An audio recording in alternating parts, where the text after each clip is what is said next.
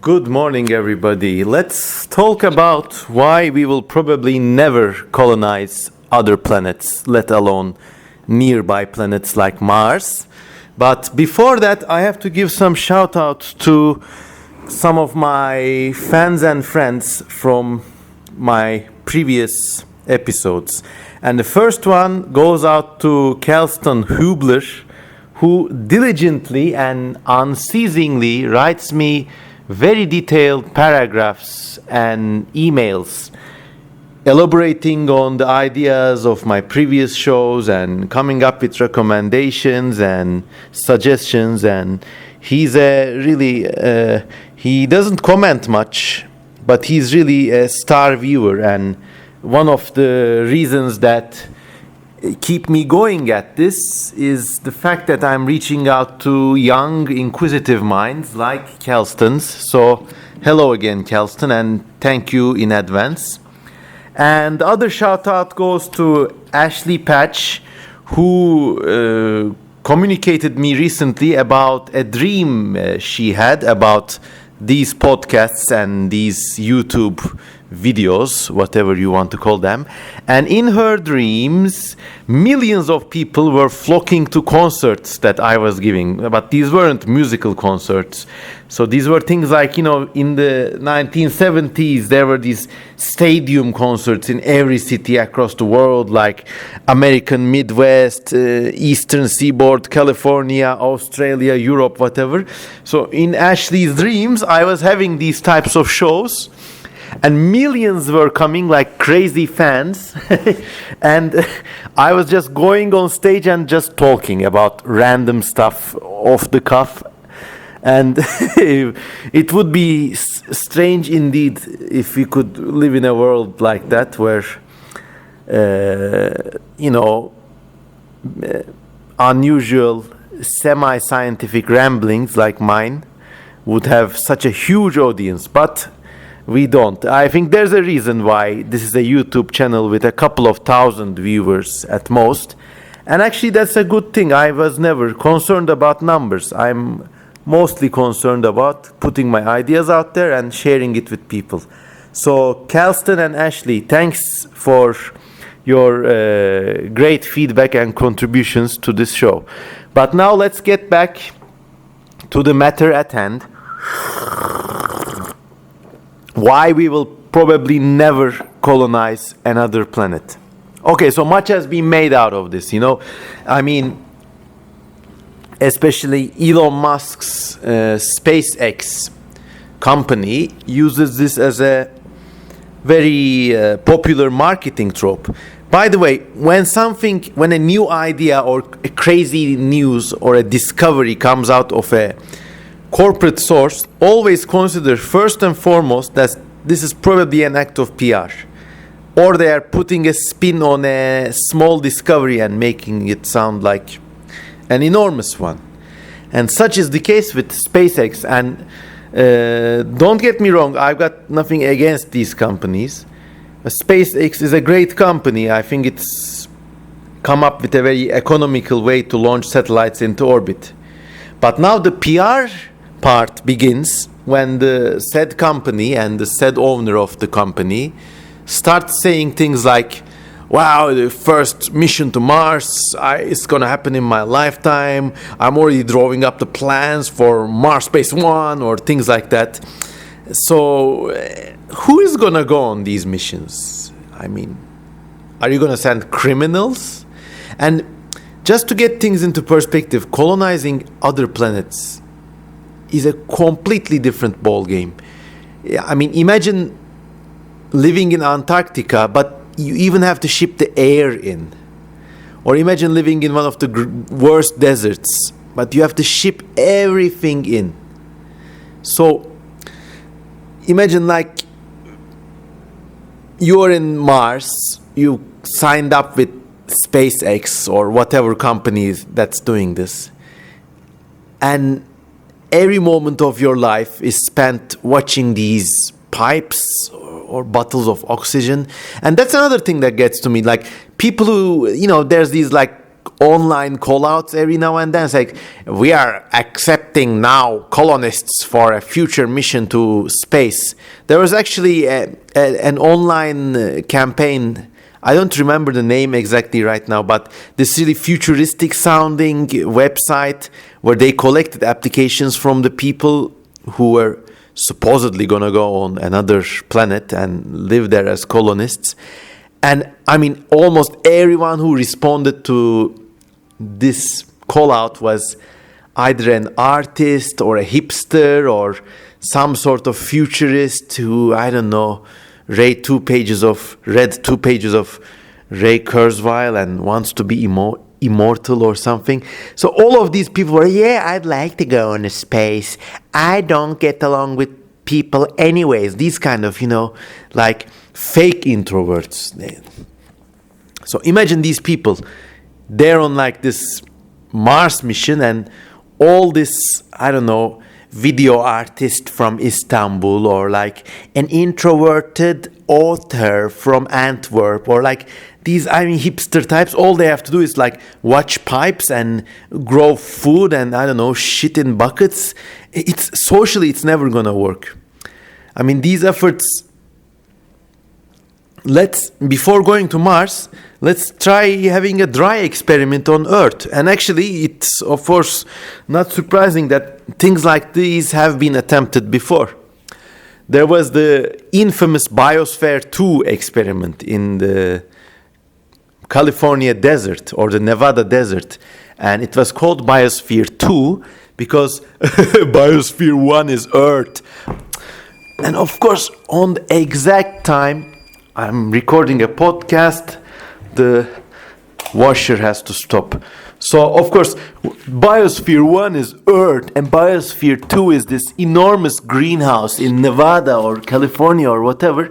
And, of course, they were going to have a completely closed-in ecosystem or whatever. And at the end of a few months in this biosphere, a couple of the scientists had banded into groups. They hated each other so much that they wouldn't even speak. And everything in these ecosystems had died. And the funny thing was, they had basically built this big greenhouse, okay? And sorry, I'm just changing the washing as we speak. So they had basically built this enormous greenhouse, and they had like biomes in there, biomes, ecosystems. There's an ocean ecosystem, which is basically this sorry ass indoor outdoor saltwater aquarium with mangrove trees and some coral, and the jungle biome or the desert biome or something people don't even understand how ecosystems work in the present day. And in this biosphere, they had these crude replications, some cacti growing in a corner, and that was going to be the desert biome. Or they had imported, I don't know, some banana trees or some palms, and that was supposed to be the jungle biome. And of course, in a few months, in this Biosphere 2, all these biomes had rotted away, and only the cockroaches seemed to be having a good time. And they actually had to cheat a little and import oxygen from the outside because the plants were something wasn't going right. So it was a complete and abject failure. And now imagine this experiment on Mars, except that the penalty for failing is a slow and painful death. There's no window to open to bring in extra oxygen. So that's a part of this whole planetary colonization mess that people don't seem to have much of a perspective on. Don't get me wrong, I'm no Luddite, but as technology stands now, there's no way it could be made to work. At most, on Mars, let's say, you would have this phenomenally expensive outpost that would have to be supplied all the time. And of course, people make this colonization argument, well, America was colonized that way, or Australia was colonized that way. And it's funny how they use Australian reference, because, I mean, it was a livable place, and you could farm sheep there, export wool, export gold mines, and other resources. I mean, it was a terrestrial ecosystem. Even then, in the case with Australia, no one would go there at first. They had to import criminals. So imagine this like ultra dystopian corporate future where these tech bros like Elon Musk have founded a colony outpost on Mars, and it's run like one of these American private prisons where, I don't know, if you caught with like 10 grams of weed or something, you're banished to this planet and you have to work the oxygen valves or whatever on this godforsaken Martian colony. And of course, how would you enforce discipline? It would have to be extremely cruel, not because of like any dystopian reasons, but simply put that if you have finite resources, like a finite amount of oxygen, I mean, people would probably have death penalty or things like that. It would be, a Martian colony would be more like this 1980s version of Total Recall, you know, very, very dystopian looking. Everything is under this.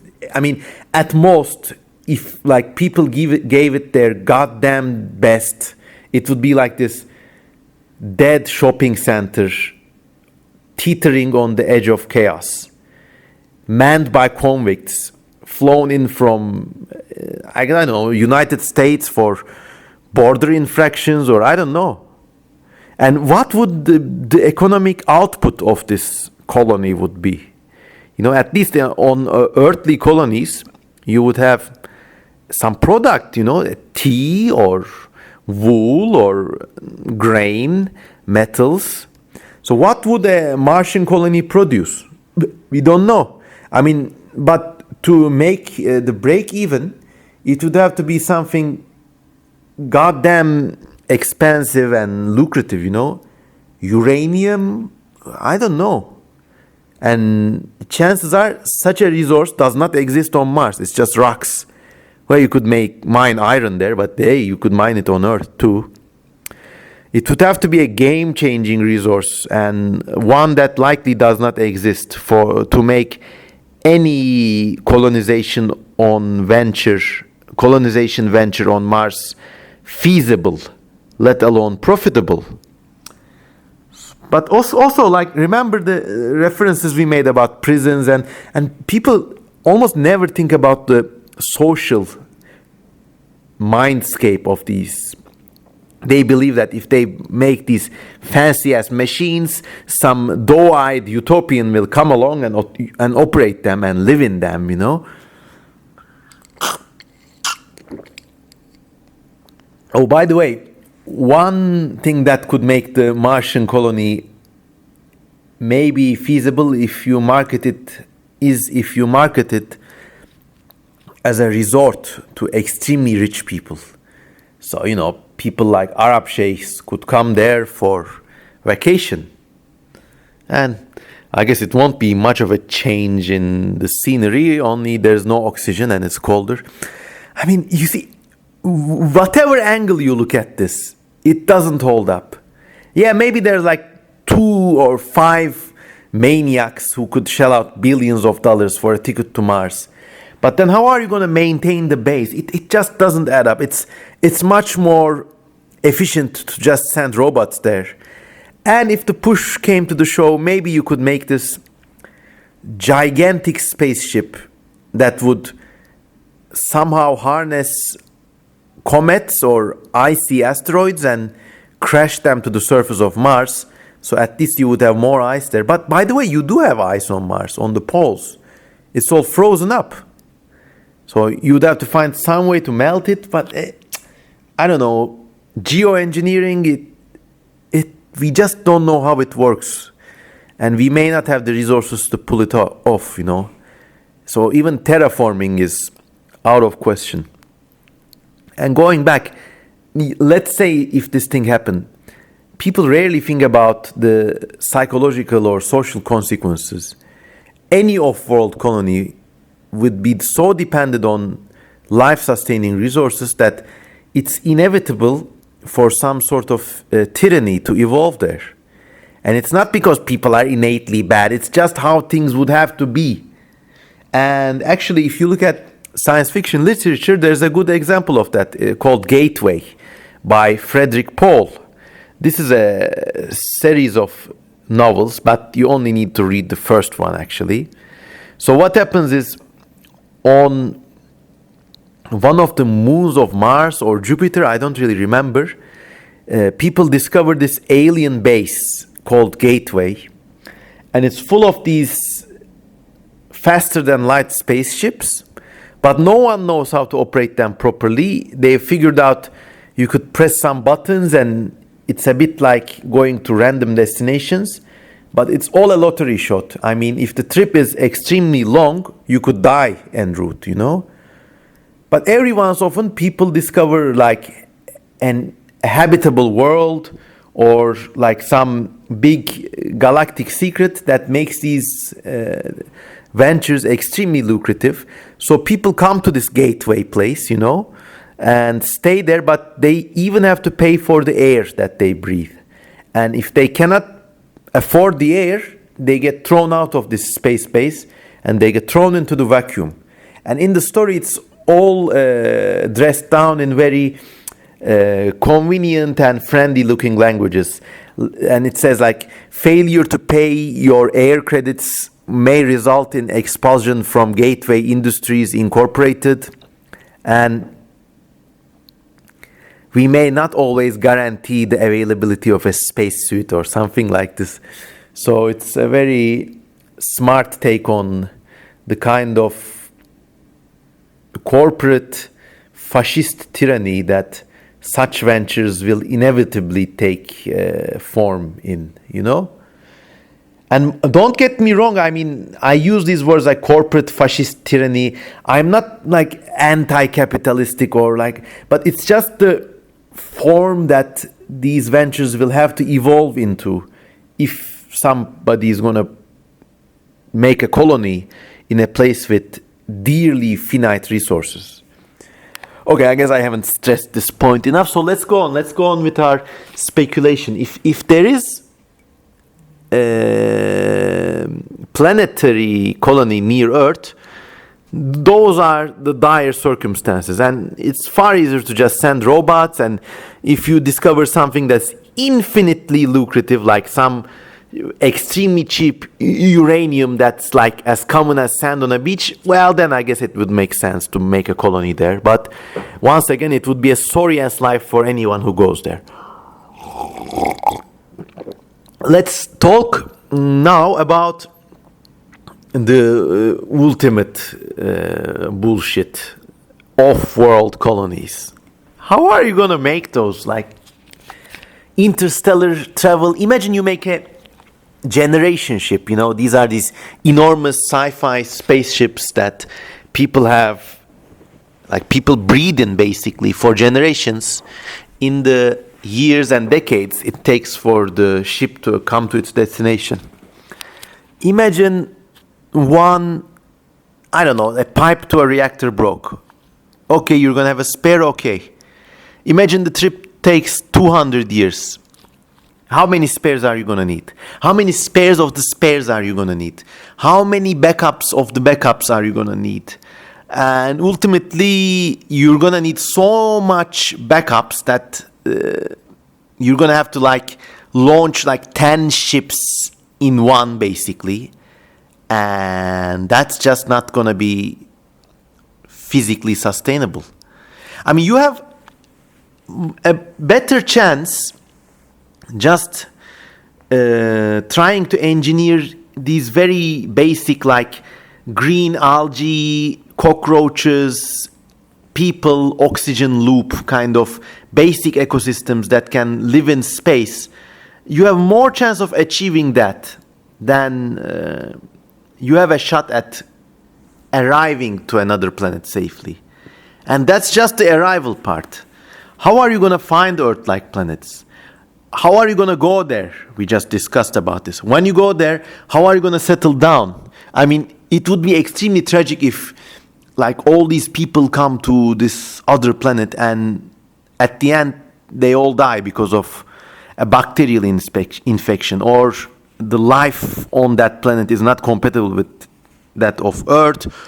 Or, I mean, as a rule, you're going to have to commit some sort of ecological genocide just to ensure that you survive on this alien world, if you find it and if you get there. And those two ifs are, as technology stands, not soluble problems at the moment.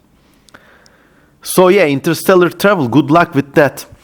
I mean, and once again, these fantasies always attract this kind of person that has evolved in the beginning decades of the 21st century. You know, they're like a little bit interested in science, they're a little bit geeky, they have this NASA t-shirt, but when it comes to the basics, okay, we're going to put you in a telephone box for 5 years and you're going to have to recycle your own shit and you're not going to be able to move. You're going to suffer social trauma from isolation. Your bones are going to turn to glass because of the absence of gravity. You're going to be irradiated from space so much that you're almost certainly going to get some sort of life-changing cancer before you're 40. And then all these like NASA t-shirts brigade, I don't think I'm gonna go for that. Yeah, because it's all a fantasy. And I mean, such a short grasp on reality such people have. And I don't like to get polemic in my podcast, so I'll leave it at there. But really, I mean, this whole fantasy of extra-planetary colonization rides on the backs of well-meaning idiots. There, I've said it.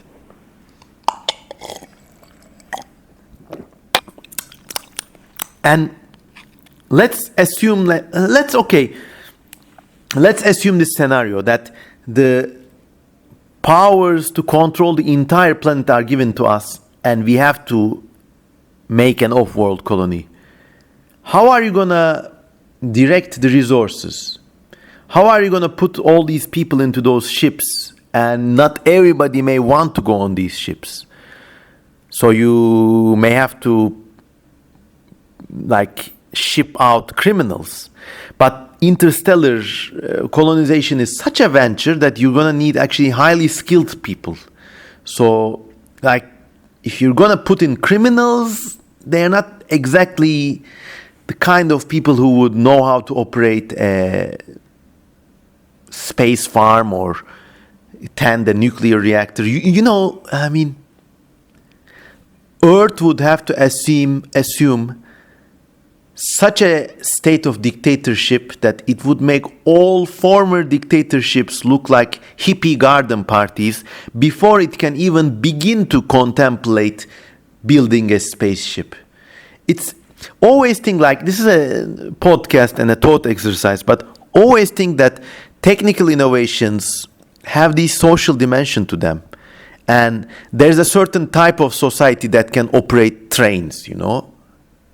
There's a certain type of society that can operate jet fighters. There's a certain type of society that can operate a data-driven national security agency. And these things don't just drop from the sky, but they evolve through a lot of societal interactions and these roles that these people take up. And it kind of feeds from society and also changes society. And I think it's a very interesting part of these techno-scientific advances that not many people consider. So what kind of society are you going to need to build a spaceship? Is it going to be a society of Elon Musk utopians? No. I think it would have to be a form of dictatorship so hard that it would come very close to, like, you would even have to consider things like genetically manipulating and raising a cadre of genetically manipulated space children who are resistant to low gravity and interstellar radiation. Like, you have to have a kind of I'm going to use this word with a lot of caution, but you would have to have a kind of planetary, global, corporate fascism that can manipulate and create citizens down to their genetic codes before they can consider living on another planet. And of course, if there is such a government, there's going to be an immense pushback against it, and they would have to fight several wars between themselves, and then I think several more wars among themselves before this kind of authority can assert itself. So I think it's a shitstorm whichever way you look at it, and all of this exercise was just to illustrate to you that it's goddamn impractical. Never gonna happen. Not with this kind of societies we are running. Not with this earth we are living in. And even if you solve all the technical difficulties, as we discussed, you're going to need spares of spares of spares, and it may just be technically implausible. So even if you have like the most driven society on Earth, hell-bent on colonizing other planets, it may just be technically infeasible. Poof. I mean, before colonizing another world, people should imagine making a self-sustaining city in the middle of the Gobi Desert or Antarctica, or middle of Antarctica, not the coast. Try to make those work before you consider a Mars base, you know? And finally, this brings us to the ultimate conclusion of these planetary colonization fantasies. And that is to say, now I'm going to quote from a very little known work of science fiction. So it's by this author called Karl Kofoed, Kofoed. So he had a series called Galactic Geographic, in which he imagines something like a National Geographic set across a galaxy, basically, and he introduced all these like weird little alien civilizations, and it was a very enjoyable read. And in this Galactic Geographic series, author and artist Karl Kofoed had this alien race called the WO, the W-O. And the WO were a race of aliens that were so advanced that they had technical capabilities light years beyond anything people had seen. But these aliens had never left their planet. Not that they couldn't, they had discovered like space travel.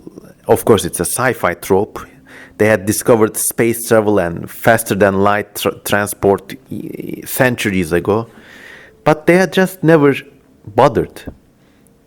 Instead, what they had done was they had, for 1 billion years, taken such good care of their environment that it was basically, the planet was a spaceship, and they had actually engineered intelligent organisms out of all the little species that shared their home world. They could regulate weather, they had actually extended the lifespan of their sun. Of course, these are all sci-fi things, but the idea for me was very impressive, that you could have all this tech and stuff, and yet the most noble achievement any race, intelligent race, could achieve was to take good care of their planet and good care of their surroundings.